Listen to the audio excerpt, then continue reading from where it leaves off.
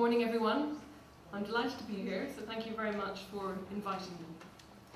Now, Ireland, of course, has a long and illustrious history of research on domain and estate landscapes and associated architecture.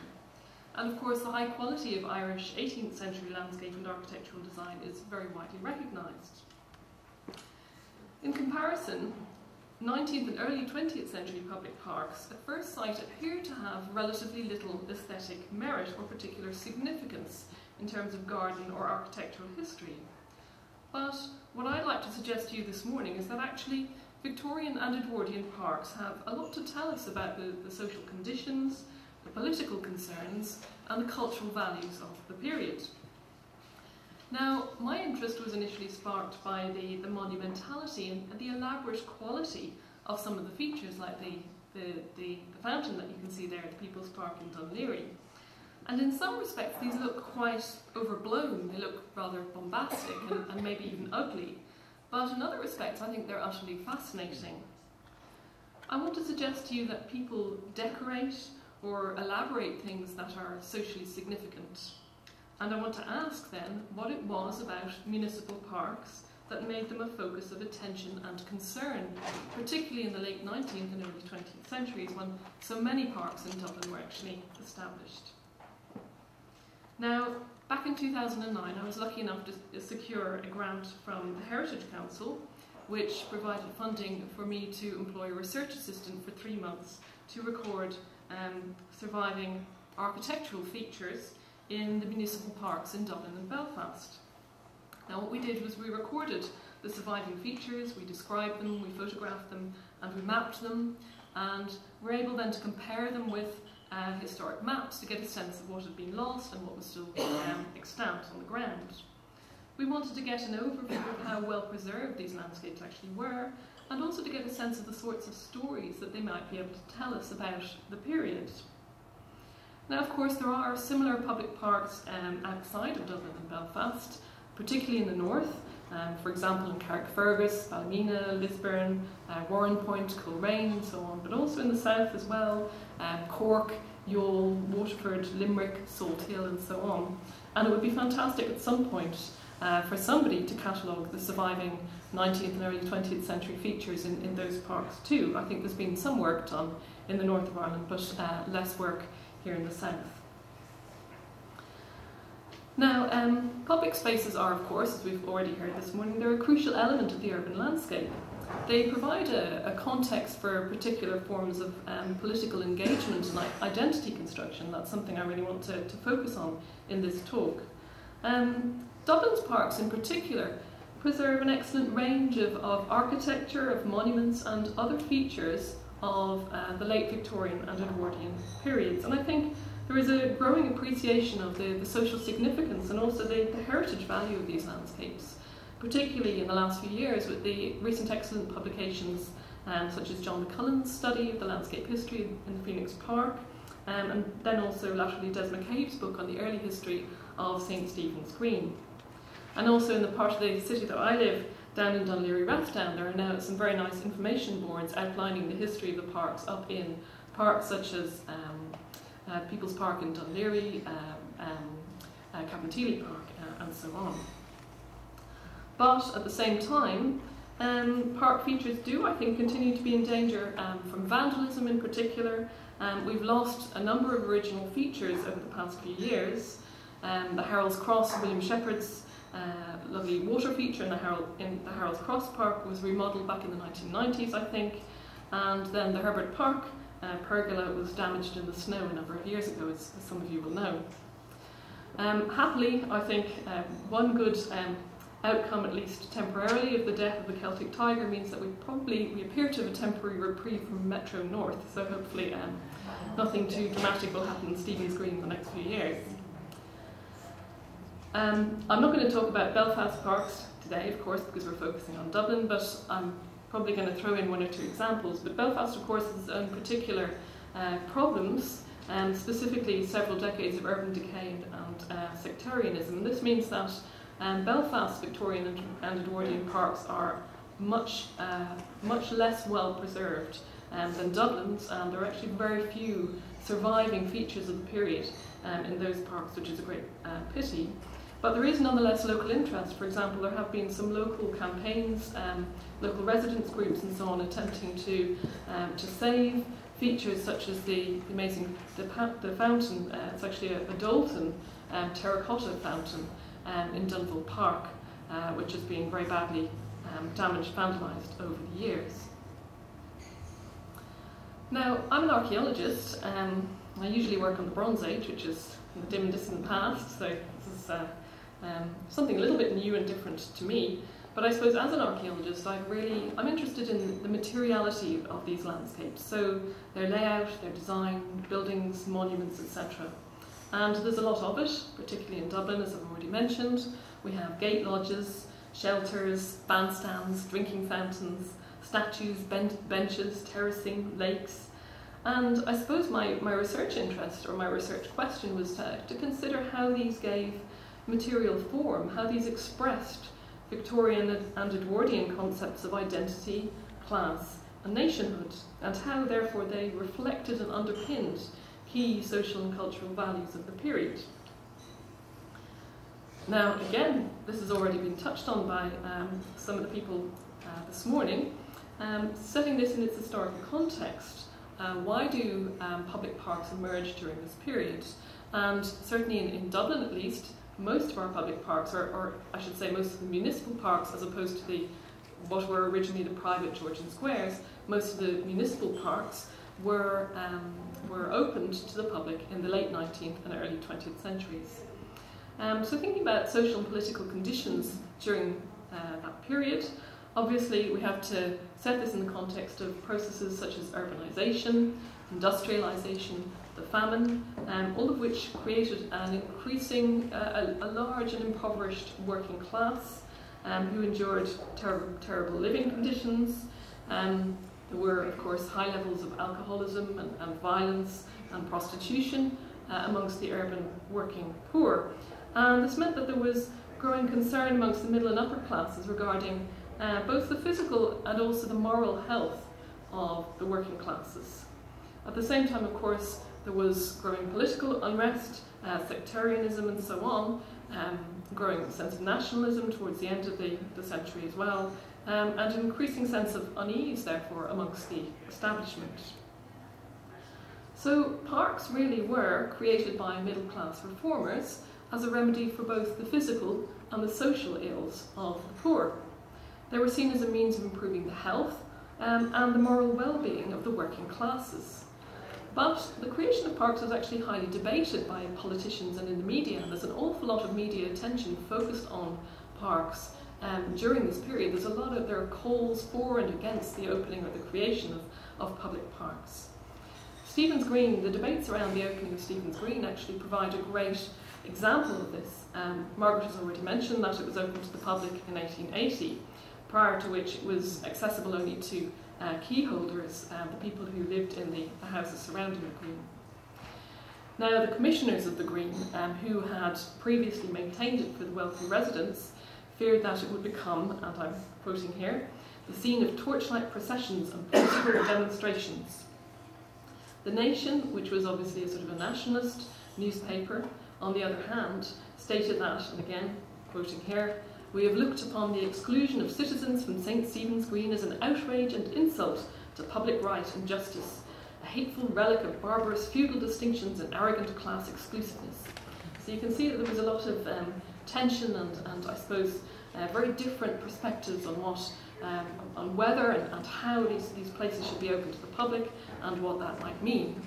And again, when parks were open to the public, these events were reported very differently or in different ways in the press. Sometimes there would be surprise expressed that the public had managed to behave themselves in a decorous fashion and hadn't damaged the flowers. And sometimes that would be remarked on in a much more kind of complacent way, depending on whether you were looking at more sort of nationalist press or perhaps more conservative press. Now, from an archaeological perspective, how are those concerns over access and regulation of behaviour played out in the materiality of the parks? Well, there is enclosure, lots of evidence for the creation of elaborate railings entranceways and gate lodges marking out the boundaries of public parks, and making parks inaccessible at certain times of day. This acted as a means of keeping undesirable elements out, and of course reminding those who entered these spaces that they had to behave in a respectable and appropriate manner. So these were as much symbolic boundaries as practical boundaries. And I think it's no coincidence that actually there are sort of visual similarities in the entranceway, between the entranceways to public parks and the entranceways to the domain landscapes of the gentry, in terms of gate lodges and so on. This is very much about marking out these spaces as different, as set apart from the rest of the urban landscape, and as spaces in which one had to behave in a respectable way. Now, as you'll know, these landscapes, public parks of this period, were, generally speaking, laid out in a broadly picturesque style, with a combination of more formal planting, informal serpentine pathways, wide areas of lawn, usually interspersed with clumps of trees, or features such as lakes, rockeries, bandstands, fountains, and so on, providing focal points. And these landscapes very much conformed to middle and upper class ideas of what was visually pleasing. The idea was that the contemplation of beauty would inspire spiritual and moral improvement. But although these are broadly naturalistic in style, they were nonetheless very carefully designed landscape. Behaviour was very carefully regulated through features such as pathways and railings and so on. When we look at, we've seen some of these nice water features already, there's an interest in creating, in the use of natural rocky outcrops, or sometimes, as in the case of Stephen's Green, the use of pulamite, which is an artificial stone, to create these sorts of features. But there's an interest in creating natural-looking rocky outcrops, rockeries and so on, as a means of incorporating and domesticating the wild, incorporating the wild into what were carefully regulated and designed landscapes. So these sorts of features, I think, allowed park visitors to confront and to think through the conceptual divide between nature and culture, inside and outside, and the complex web of social and political divisions underpinned by those kinds of dichotomies. Some parks, but actually a very small number, were much more formal in terms of their layout, with loosely geometrical plans. Here's the People's Park in Dunleary, and there you can see that there's a more overt desire to control behaviour, and also to represent the world as an ordered, segmented and hierarchical place. If we look at the aesthetics of the architecture in parks, Dublin's parks in particular, there is quite an emphasis on rustic styles, and particularly on Tudor revival and arts and crafts styles. And you can see some of the lovely lodges and other features that we have surviving today in our parks. And I suppose that the preference for these kinds of rustic styles, at least to me, suggests that people were reacting to problems of industrialisation, perhaps by idealising a timeless and idyllic rural past. At the same time, I think this also obscured the troubled relationship between the rich and the poor, conjuring, I suppose, an idealised vision of the working class as contented artisans, untouched by the harsh realities of urban life. It's easy to imagine nice cottage dwelling working class people in this kind of a context. There's also a lot of use of Gothic style, particularly in the Ironwork, the occasional inclusion, the folly there in Black Rock Park, I understand is actually an earlier feature from an earlier garden that was incorporated subsequently into the public park. Certainly lots of Gothic style, and I think again we can think of this in terms of a romantic fascination with the past in the face of the dramatic social and economic change that people are experiencing on a day-to-day level.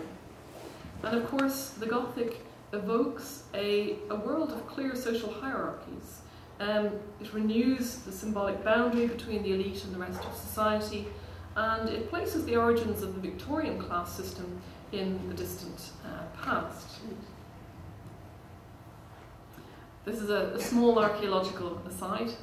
You'll have to humour me with this one, but archaeologists are always a bit obsessed about dating things, and you can imagine that sometimes this can be quite tricky when it comes to park features. How do we know when they were erected or whatever?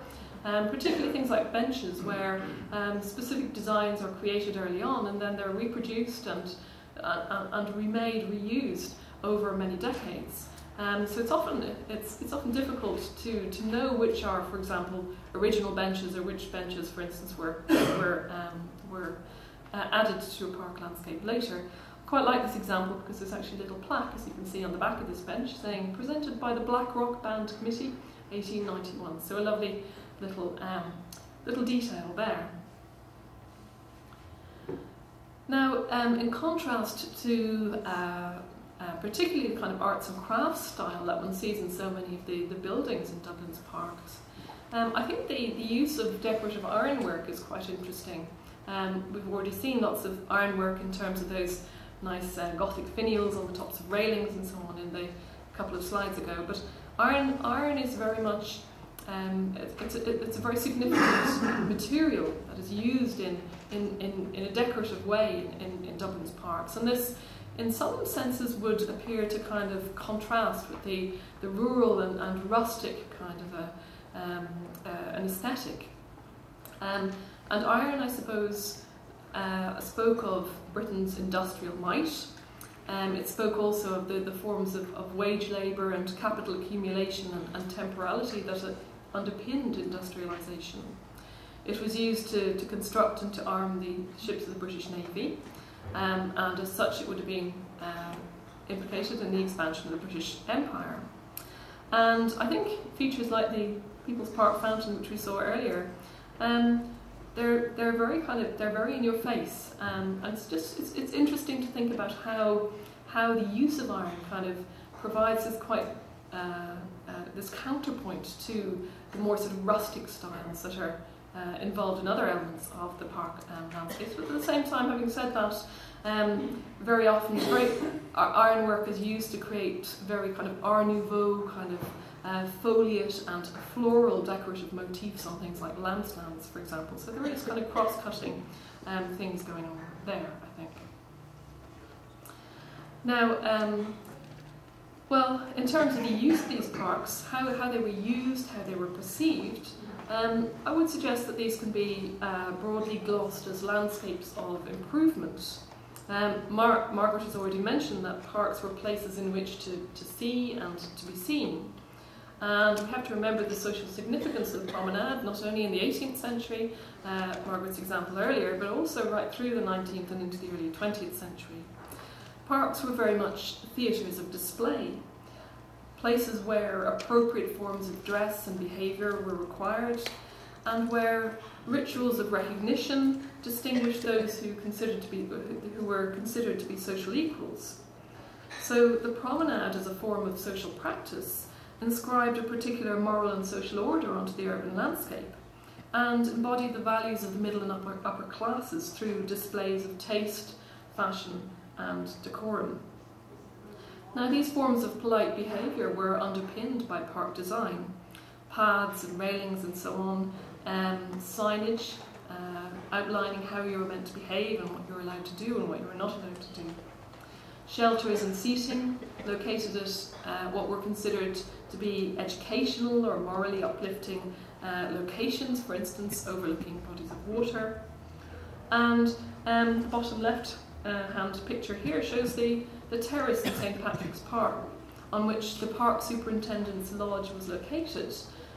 So this was a location for surveillance, a place where the lodge superintendent could oversee the behaviour of park visitors, could ensure that nothing inappropriate was going on.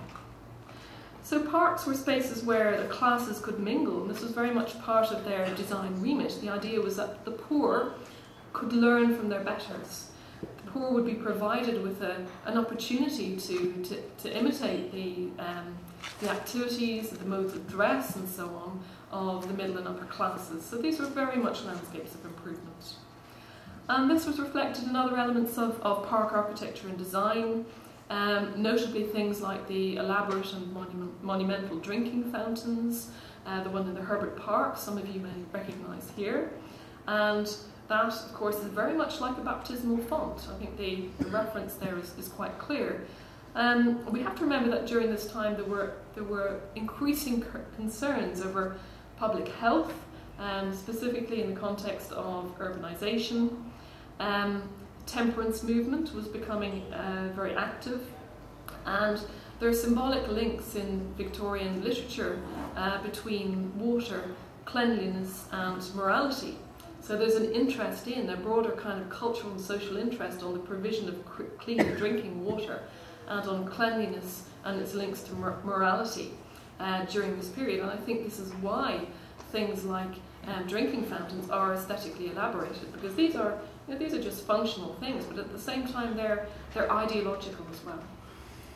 And I think the same thing, you can say exactly the same thing about the elaborate lampstands that one finds in so many Victorian parks. These are not just functional, these are not just a means of providing light. They're very beautifully elaborated in many cases. And again, we can think about this in the context of Victorian concerns over the city. These are features that were elaborated, suggesting that they have some kind of particular ideological significance. And of course, the contrast between darkness and light was a dominant trope in the art and literature of the period, and I think constitutes a reflection of 19th century moral and social concerns. Now, I've talked about the promenade, and I think the sorts of bodily regimes and performances and practices shaped by park design and architecture ensured not only the maintenance of class identities, but also gender identities too. Public parks were designed as places in which only the most sedate, civilised and morally uplifting activities were to be allowed. So for instance, rough working class games such as football were not allowed, but more sedate, middle class activities such as bowling and tennis were allowed. Parks were appropriate locations for respectable middle class women or their nannies to be seen at the right time of day and in the right attire. And of course, they had to be doing the right thing, pushing a pram or leaning on the arm of their husband. So the behaviour in parks, or the sort of the idealised modes of behaviour in public parks, very much conform to conservative notions of appropriate feminine behaviour. And the promenade then, as a practice, also, I think, created women as objects of visual consumption for bourgeois men. If you think about Ulysses, for example, and bourgeois men travelling through the city and encountering women on their walks and so on. And just to say, what's the picture on the right there, that's just to show you that ramp is actually an original feature, I think. So this is a ramp for ladies to push their perambulators down, dating to the beginning of the 20th century. Now, having talked lots about how parks attempted to map out particular forms, appropriate forms of behaviour, and if you like, have this didactic role in terms of showing the working classes how they could improve themselves and how they ought to behave. Parks were also contested landscapes right from the beginning. The creation of rides, for example, was often contentious. This is the ride you can see on these 1906-1907 OS map of Stephen's Green.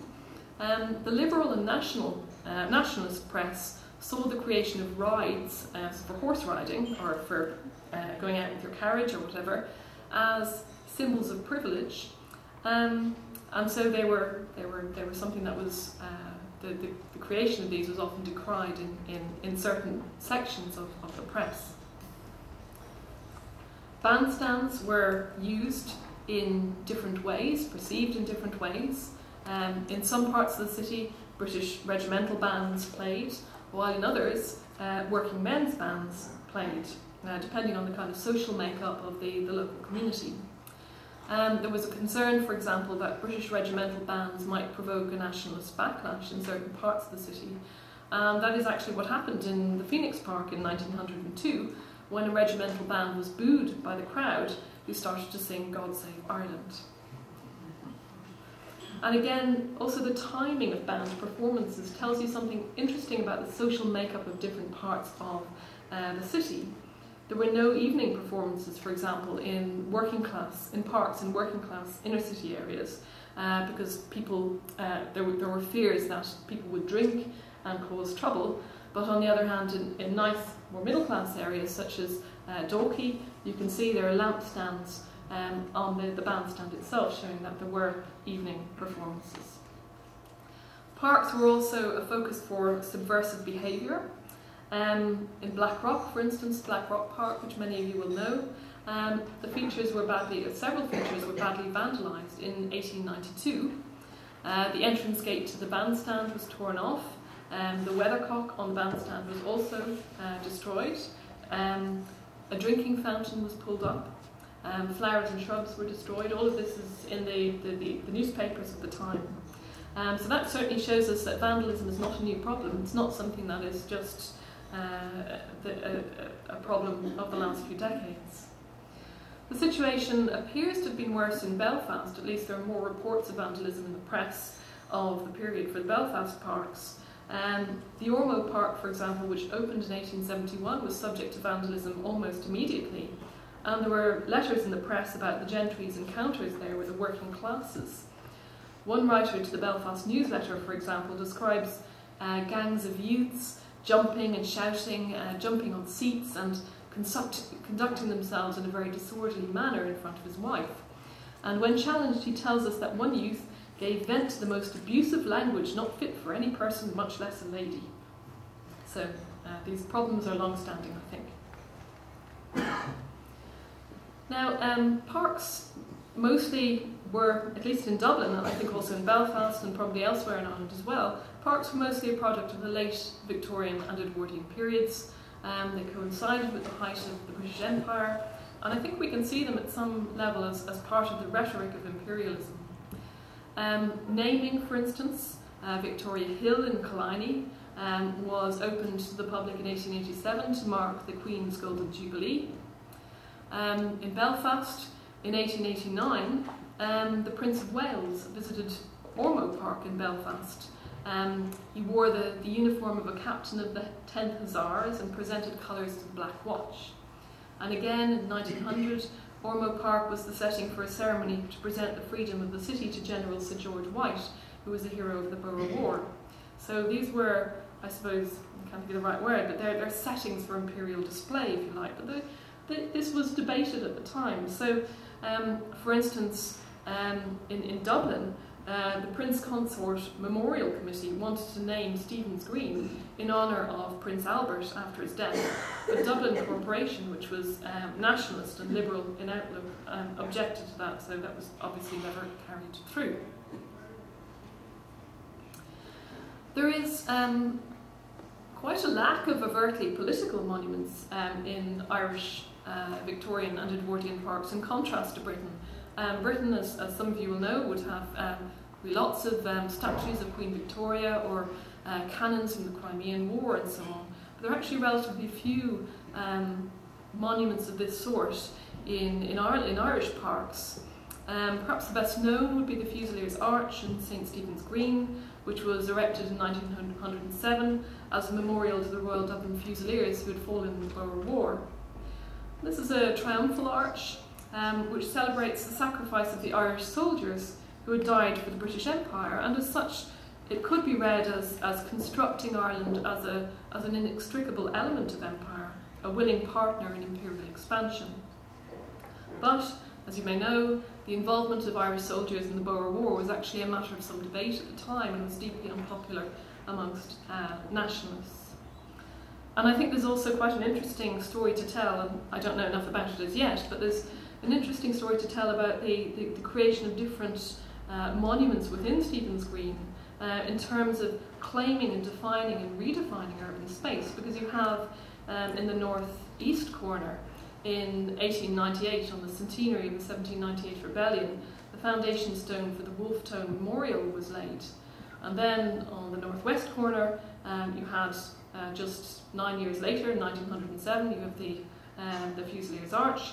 2 years after that, the memorial to James Clarence Mangan, a nationalist poet and young Irelander of the 1840s, that was erected in 1909. So there's interesting kind of debates about the meaning and the use and the ownership of public space going on, even just taking one park as an example.